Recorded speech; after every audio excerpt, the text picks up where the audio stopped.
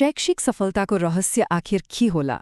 खास गरी जब फाइनल परीक्षा नजिकैँदैछ, त्यो एउटा कुन चाहिँ गुण हो जसले सबै कुरा बदल्न सक्छ?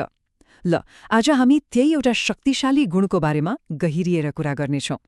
हामी मध्ये धेरैजना के सोच्छौं भने परीक्षामा राम्रो गर्न त जन्मजात नै ट्यालेन्टेड हुनुपर्छ। तर एकछिन सोच्नुस् त, यदि सफलताको वास्तविक सूत्र त्योभन्दा बिल्कुलै फरक भइदियो भने? आउनुहोस् आज हामी प्रतिभा वा बौद्धिकता भन्दा पनि शक्तिशाली त्यो गुणको बारेमा चर्चा गरौँ। आजको हाम्रो यात्राको रोडम्याप यही हो।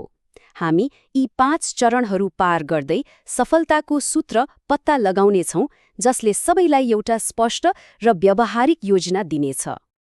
ल, अब सुरु गरौँ विद्यार्थी र उनीहरूको लक्ष्यको बीचमा साँच्चै पर्खाल बनेर उभिने त्यो वास्तविक बाधा के हो। पहिले त्यसलाई चिनौँ।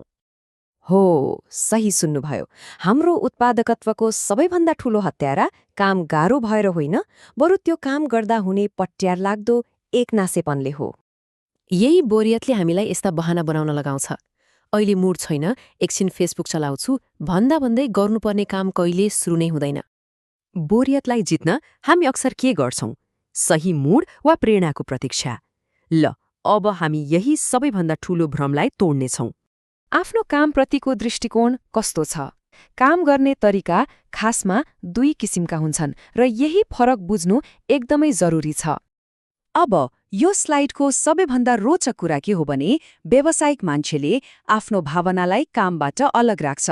यसको मतलब मन नलागे पनि, थाकेको भए पनि काम तालिका अनुसार नै हुन्छ।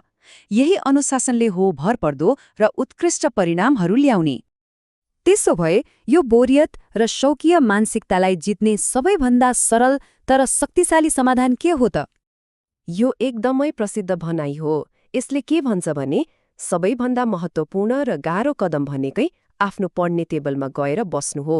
चाहे मन लागोस् वा नलागोस्, केवल उपस्थित हुनुहोस्। ओहो, सबै कुरा यसैमा आएर टुङ्गिन्छ। स्थिरता। यो एउटा यस्तो सिप हो जुन सिक्न सकिन्छ, अभ्यास गर्न सकिन्छ। यो कुनै जन्मजात प्रतिभा होइन। फाइनल परीक्षाको समयलाई कसरी हेर्नुहुन्छ?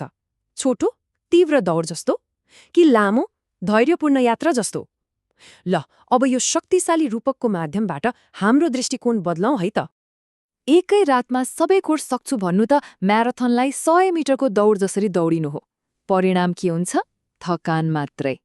साँचो सफलताको लागि त स्थिर र निरन्तर गति चाहिन्छ। यो प्रक्रिया एकदमै सरल छ। पहिला आफ्नो गति तय गर्ने, यानि दैनिक कति पढ्ने भनेर एउटा तालिका बनाउने। त्यसपछि मुड जस्तो सुकै होस्, हरेक दिन त्यो काम गर्ने र अन्तिम परीक्षासम्म यो दौडलाई निरन्तरता दिने। ल, अब कुरा गरौँ सबैभन्दा मिठो फलको। यो स्थिर मानसिकता अपनाउँदा आखिर पाइन्छ के त? त्यो हो समापनको सन्तुष्टि। यो सायद हामी सबैले अनुभव गरेको कुरा हो। त्यो पछुतोको भावना जुन अस्थिर हुँदा र कामलाई टार्दा आउँछ, एकदमै पीडादायी हुन्छ। त्यसो भए छनौट एकदमै स्पष्ट छ। अलि पढेको भए हुन्थ्यो भन्ने पछुतो कि मैले मेरो 100% दिएँ भन्ने गर्व? पछि फर्केर हेर्दा कुन च्याप्टर जागर चलेर पढियो, कुन चाहिँ जबरजस्ती अनुशासनमा बसेर पढियो भनेर कसैले भन्न सक्दैन। देखिने त केवल अन्तिम नतिजा हो र त्यो एकदमै गुणस्तरीय हुन्छ। यो कुरा केवल सिद्धान्तमा मात्र सीमित छैन। यो सङ्ख्यालाई हेर्नुहोस् त, 1 महिनामा 21 लाख भ्युज। यो कसरी सम्भव भयो? प्रेरणा नभएको दिनमा पनि निरन्तर काम गरेर। यसले स्थिरताको शक्तिलाई प्रस्ट्याउँछ। अब एकछिन यो सोच्नुहोस्, यदि केवल स्थिर रहने र हरेक दिन उपस्थित हुने निर्णय गरियो भने यो सेमेस्टरमा कुन A ग्रेडको नतिजा ल्याउन सकिन्छ? कुन असाधारण काम सम्पन्न हुन मात्र प्रतीक्षा गरिरहेको छ?